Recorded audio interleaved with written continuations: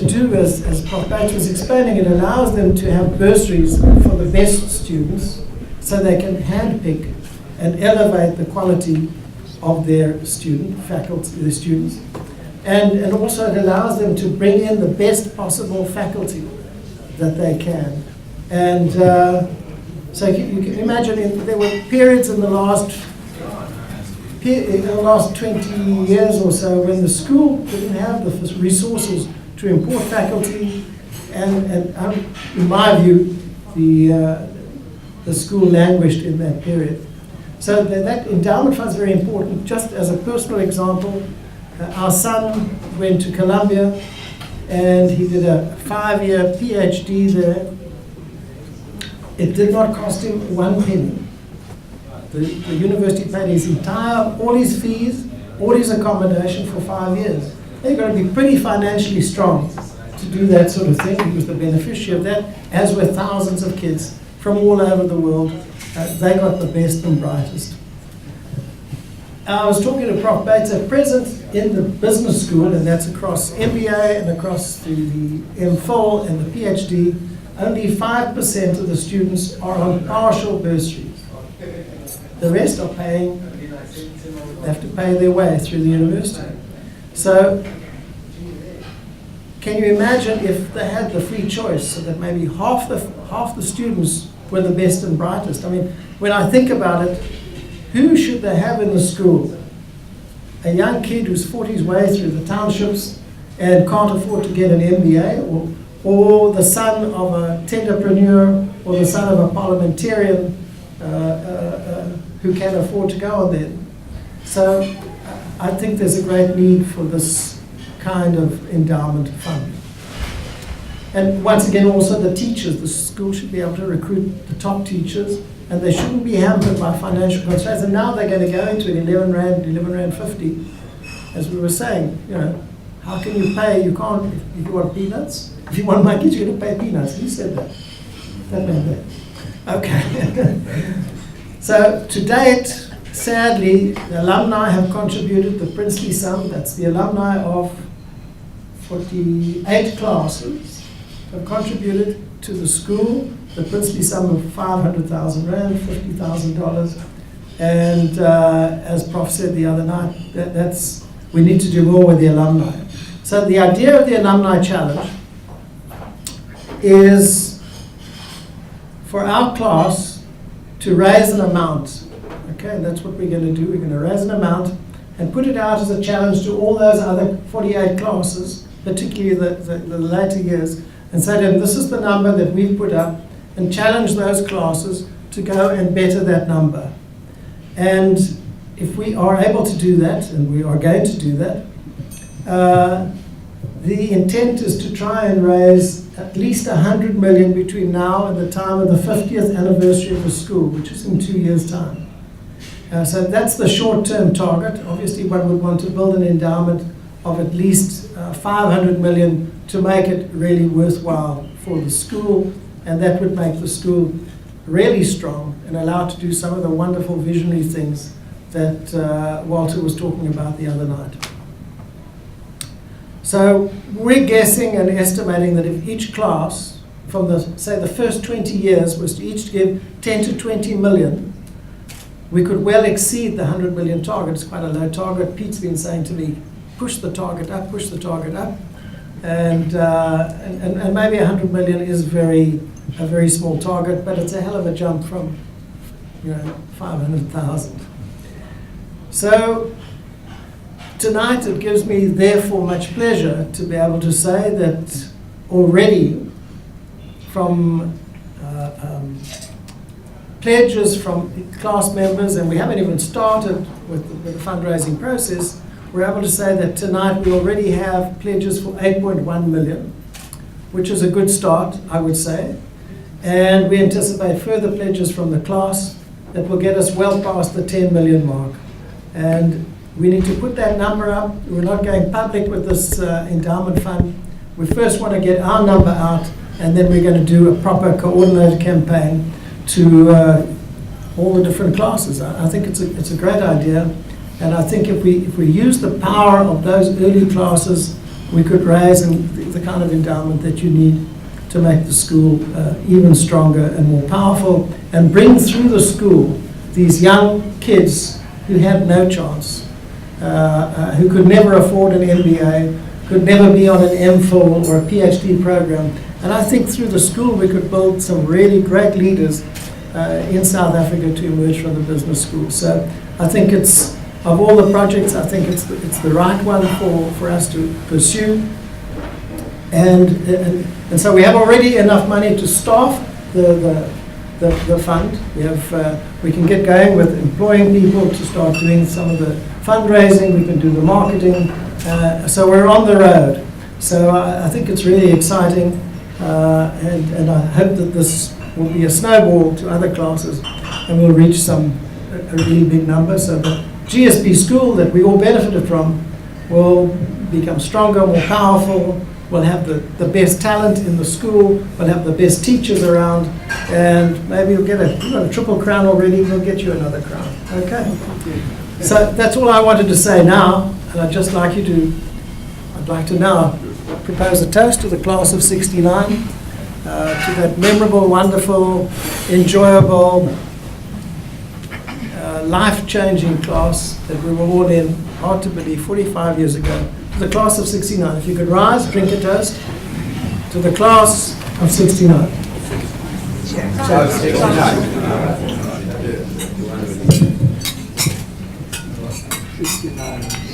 I was part of it.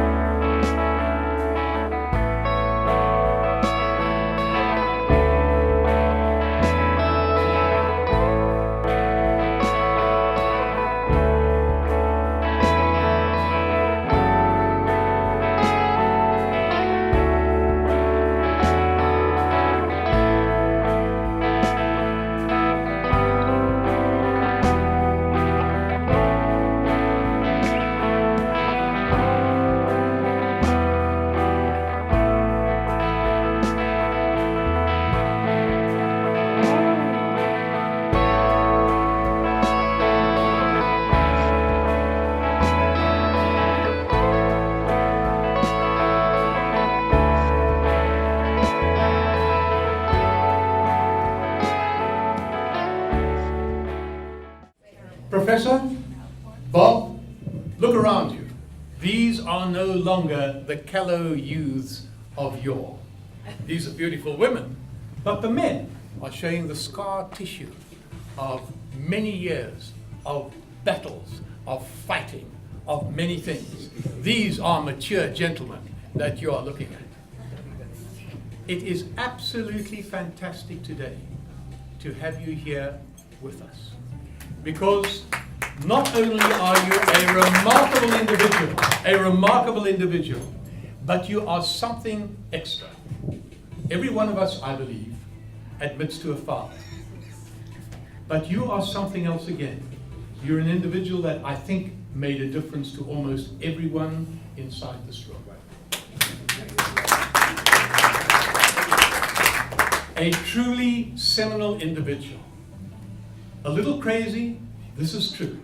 But otherwise, he would never have taken on the job of starting a green fields business school here at the tip of Africa. And not just starting it, but in fact putting together a group of staff that were people who could motivate one, introduce an element of excitement, and turned business into something that one really, really wanted to go out and experience in the reality. We're very fortunate this weekend because we're here not just with old friends. We're here to celebrate a day many, many years in the past. And we're here to celebrate as well where we are now. There's a cohesiveness about this room now, which I think is unique. I feel a little bit inadequate in the sense because I can't transmit to the ladies amongst us what the men feel. There's a type of camaraderie, there's a closeness, there's a bonding, which I think is quite special. And it's a result of the man who in fact was able to take us step by step through the niceties of accounting, through the niceties of many, many, many different cases, who was able to walk into the room in the morning and with a laser gaze stare about the room while people literally hid behind their friends.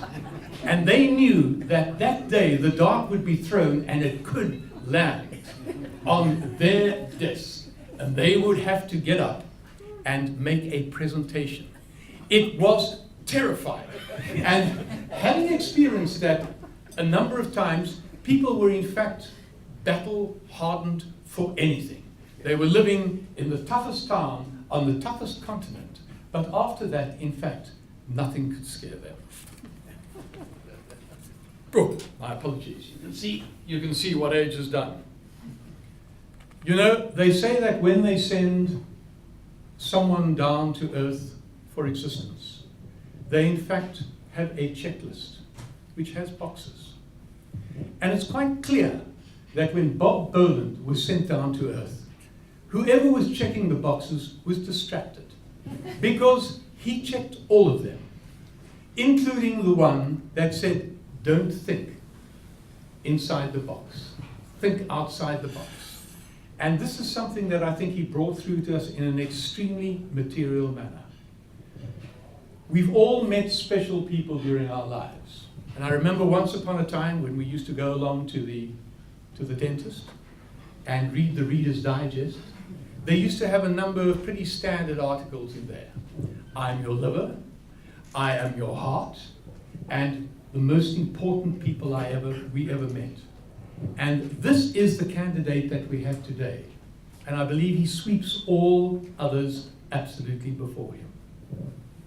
But we are particularly happy today because Professor Boland, Bob, has been kind enough to accept that his name will be used for those who are fortunate enough to participate in the challenge program as people who go through. There will be a Bob Boland Scholarship. I believe that this will reflect what this class and those years think of his contribution to business and to all of us.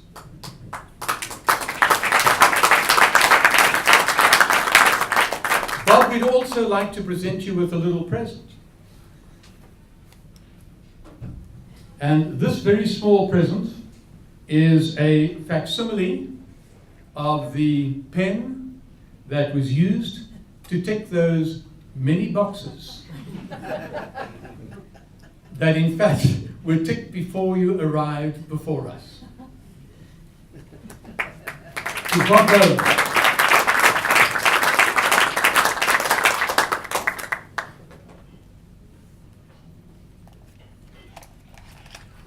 Bob, I wonder whether you will come up and lead us, as they say, one more time. To Professor Bob Boland.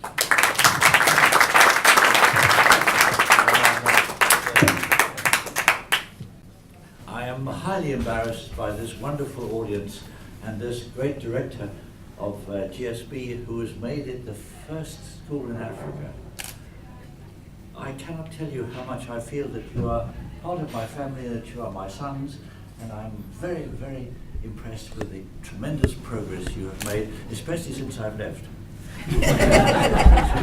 I'm going to talk today about 6 things. One, about to ask you some questions on MBA, because there's some doubt as to whether you should keep your MBA unless you can answer these questions. And a little bit about the starting of the GSB, a little bit about medicine, which is my field, a little bit about United Nations, a little bit about now, a little bit about the future. And that's 6 things to remember. Are you awake over there? Question, and you have to answer this with a hand. Or, Professor, I must tell you, I'm sorry, I didn't know about Jackal. Jackal is a wonderful professor of management who wrote this book, and you'll find him on the website, Jackal under Bureaucratic Morality. He believes that the priority of the chief executive is not the shareholders or the employees or the customers or the suppliers. The chief executive, the chief priority is himself and his friends. He believes, Mr. Jackal, that if you want to be promoted, it isn't your competence, it's your relationships that will get you promotion. He believes that there is no truth in business at all. It's a matter of interpretation. He believes that business involves double thinking and double speaking to satisfy different audiences. He believes that relationships are key to success. And this is a book that's worth reading because it's so revolutionary. My friends at Harvard Business School rejected it, saying it's not true, it's not true, it's not true. But then maybe it is true. Maybe that is reality of business. Anyway, let me ask you the 3 questions. First of all, you put up a hand, please. Which is more important, cash or profit? Cash. Profit? Nobody. Okay. Which is, are there any ethics in business? Yes or no? Are there ethics in business? Yes? Yes. Oh, right. No? No? Who says no? Nobody's there. You have to answer yes or no. Okay, fine. Last one. Women are superior to men. Yes? We have some unity there, by God. Right, yeah. Yes. I was involved with Harvard Business School, which changed my life, made me an impossible character, and INSEAD and also Cranfield. And therefore, when I came to Cape Town, I was quite intrigued to be professor and to be told to start a business school by, what was his name? Professor Hutt. Hutt and the... Duminy. And Duminy, that's right. I said, I'm very happy to. Where is the money? He said, well, there isn't any money, which was a bit disappointing. Okay, that's right. But I had a good friend, Donald Inskip, who was a great politician in the Senate. I had a good friend, Keith Lindsay, who wanted to be on the university council, but was rejected, but he was chairman of the Old Mutual, so we had lunch, and I came away with $500,000, which was meant for the university, but he had excluded it and said it's only for the business school. And you can imagine what friends that gave me, among other members of the faculty of the Senate, because all their money had come to us. Okay. Right, and then I had wonderful staff, Andre van der Merwe, David Hall, Chris Inskip, Sendrovitz, Feldberg, and this was impossible. In effect, to start a business school, we had to fight, as you said, through the Senate to get these people who were so aggressive because they'd lost all their money. And we managed to get it with Donald Inskip's father, and we got approval in November.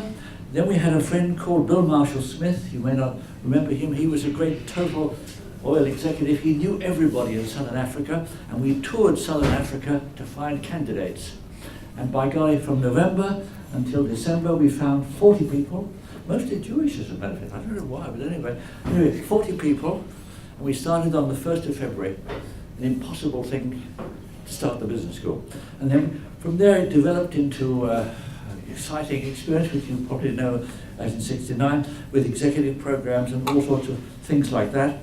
the great achievement I have is that we managed to persuade Harvard Business School to accept one or two of our best students for the second year of their MBA program. I am absolutely amazed that we managed to do it. It was all done through relationships. We did the same at Stanford, which is really very good. And so AGA was very successful. So the business school was very successful, and then suddenly I became very disturbed. Because after 2 years or so, I discovered that the students were making much more money than I was. And I thought, my God, that's not good. The professor, you know, is not making enough cash for the students who graduated, making lots of cash. So I invented a thing called AGL, Autonomous Group Learning, and made $500,000. And that really reinforced myself. And then I turned on to medicine and tried to go to medical school. And they said, you're too old, we reject you. Then I found a school in Mexico. And I found a school in Miami, which had a 2-year medical program. 2 years, not 7, 2. PhD, MD in 2 years.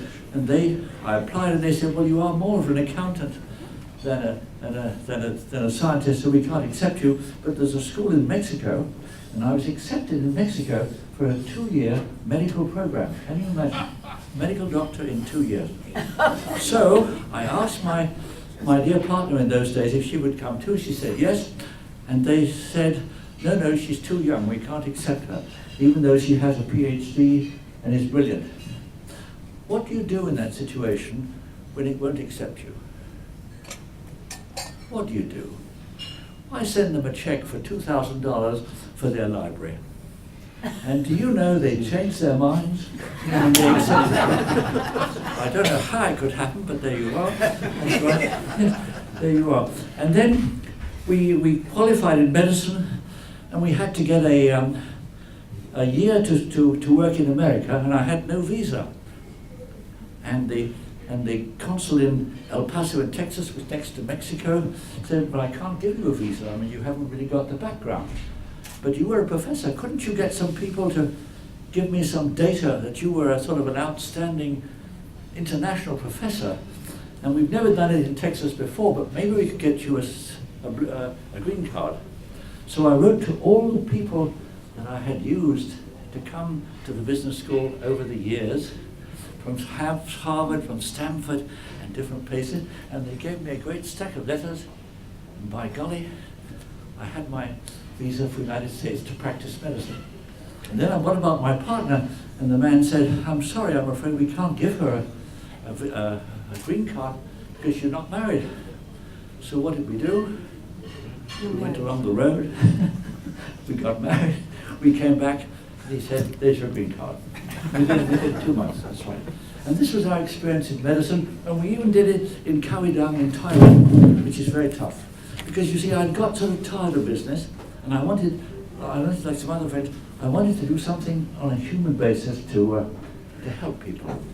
I was rather terrified initially with my medical career that I might damage people, but it seemed to get away with it.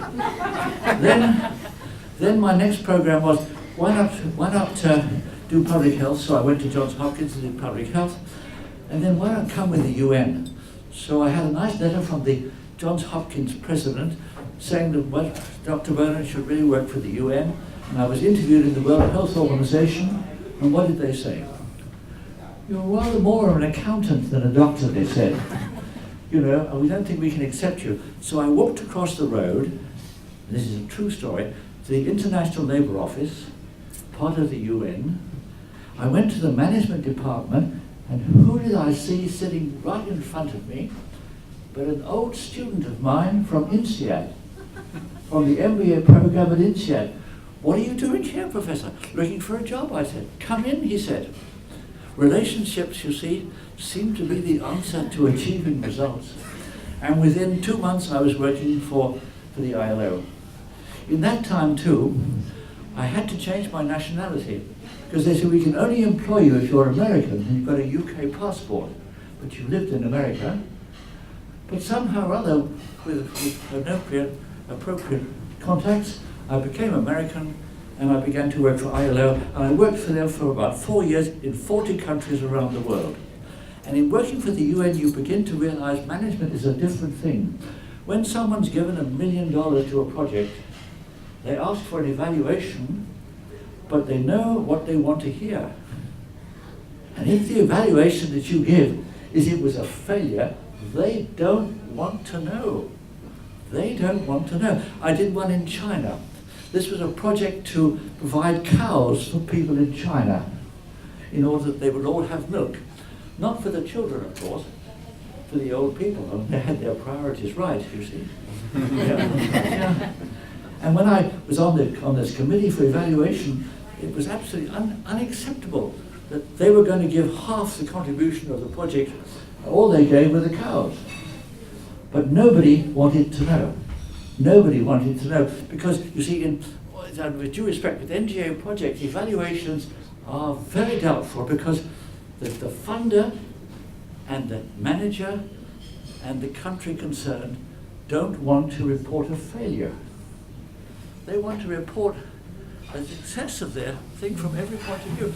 So you have to find some double talk, double thinking, double words in order to satisfy everybody. It didn't actually achieve the objectives of the project, but it did provide a great achievement for the country as a whole, you see.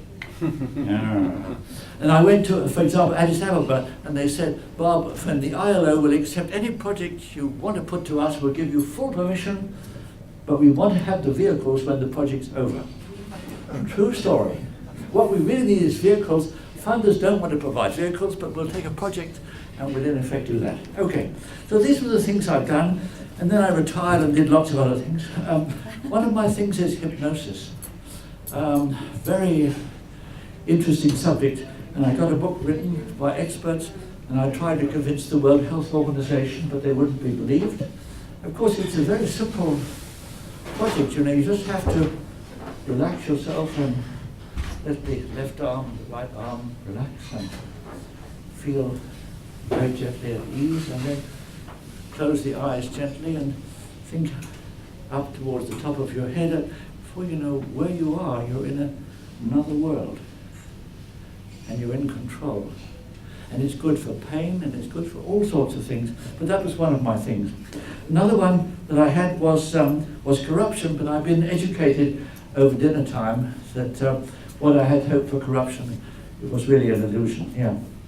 Another one of my things was for volunteer for the Internal Revenue Service in America. There were many people in Switzerland who had big bank accounts for years and were thinking about surrendering their passports in order to avoid the tax. And I had to show them that even if you surrender your passport, you're still liable for 5 years of income tax and so on. So that's another one of my things. And then my big thing nowadays is another hopeless thing. See, my whole concept is it's impossible, let's do it anyway. It's impossible, let's do it, let's find a way, and somehow or other with luck, it seems to work. It seems to work. And so my thing I'll tell you tonight is, it's called Obesity Gently Resolved. Now the problem is, nobody knows if they're obese or not. And they all don't think they are, you see. And my program says you do 5 things. First of all, you meditate. It's really self-hypnosis, but I call it meditation, you see. And the second thing is you control Helga. Now, who is Helga? Helga is the person in your head who says, you can't do this, you can't do this, it's impossible. So you have to say, shut up, Helga, I'm going to do it, you see. The third thing, and this is very difficult too, you have to eat very slowly and leave a quarter of what you have on the plate uneaten. Your mother would hate you for doing that because she always told you finish everything up. Once you can leave a quarter on the plate uneaten, then you really are in control of your appetite. And the fourth thing is you have to, in effect, when you are upset, not to eat. When you're upset, you don't eat. As an escape, you do something else. And the fifth one is a difficult one. Is you stand in front of the mirror, naked every morning and every night, and you look at your body as it is. You look at it as it is, and some people find it quite hard, but it's a very powerful thing. And then you close your eyes and you imagine what you would like it to be, and you are passing a message to yourself at a subconscious level, you see. And so with my system, You can eat anything you like, whenever you like, as much as you like, because your mind-body is reframed. And you must do it not for yourself, but for the ones you love. See, if you are very large, you're passing a message to your children that to be very large is acceptable. And yet health-wise it's not. It gives them all sorts of danger. And so if you try it for 28 days, take a picture of yourself at the beginning of the month and at the end of the month, you may find the impossible has happened. And then the other thing I do is I write plays. One of my plays is called Good Morning, Dr. Alzheimer. That's right, yeah. And this is the story of Alzheimer, who in the play he's got Alzheimer. Eventually he dies, then he goes up to heaven, and he discovers it's a most wonderful place. There's plenty of gin and tonic, all available. There's no hell at all. It's all heaven, and hell has been invented by the religious organizations to get members, you see. And so we all go to heaven, and we all have an unlimited amount of things that we really love to do. Okay. This was a very unpopular play in London. A lot of objections, but it has a point. Now, it has a point. What to do for the future? And my feeling all the time at 87 and a half, almost 88, is to try to feel useful whereby I can help people. So I help people with hypnosis. I help people with impact, which is a am I speaking too quickly? Which is an NGO for handicapped children. I have a great feeling for handicapped children. And I'm involved with income tax, and I teach a little bit at the university, not very much nowadays. And I'm very enthusiastic about this idea of, it convinced me that funding for the Graduate School of Business would be a wonderful thing to do for the future. And then I have another play which might amuse you. It's called Electronic Brain Stimulation. And it's about a little East European country where they want to join the European Union, but they have an epidemic of crime. And I happen to be there setting up a business school, like Cranfield and INSEAD in Cape Town, so I get to know the president, you see. And he says, we're in a difficult situation, we want to in effect join the European Union, we've got to solve crime. Can you help? So I consult my medical friends, and we come up with a solution. We go to see the president. This is all in the play. It's all for fun, nothing serious. And we say we've got a solution. Great, he said, antibiotic. I said, no, electronic brain stimulation. We stimulate the brain so that you cannot commit any crime. Impossible, he said, it's utterly immoral, unethical, and so we cannot touch people's brain. But I said, you're putting people in prison for 25 years. Well, that's different, he said. But I mean, the brain you mustn't touch. Anyway, 1 week later, he said, I changed my mind, and we'll do it. So in the play, we developed an electronic brain simulation, which will, in effect, over 5 years, if tested, will change the attitude towards crime. And therefore, we can release from prison 80% of the prisoners who decide to take a kick, because they won't be criminal anymore. And then crime in the country can disappear, you see? Yeah? Which is lovely. The only trouble is, people have discovered it's very good for arthritis as well, you know. And they all began to take clicks, not just for crime, but for medical things too. And then Al-Qaeda in the play gets very interested. This is what we like to have to control people, but then Obama kicks them out. And then we're back to the end of the play with what to do. Do you carry on with an electronic brain simulation and no crime, or do you give it up and go back to crime? And that's the question in the minds of the end of the play. And I'll tell you the story which is the answer. It's the story of, God is up in heaven, admitting people to heaven. You see? And he says to St. Peter, there's a great crowd of people, men and women, coming into heaven. He says to St. Peter, take all the women in and leave the men out here. Now, men, I want you to form 2 lines.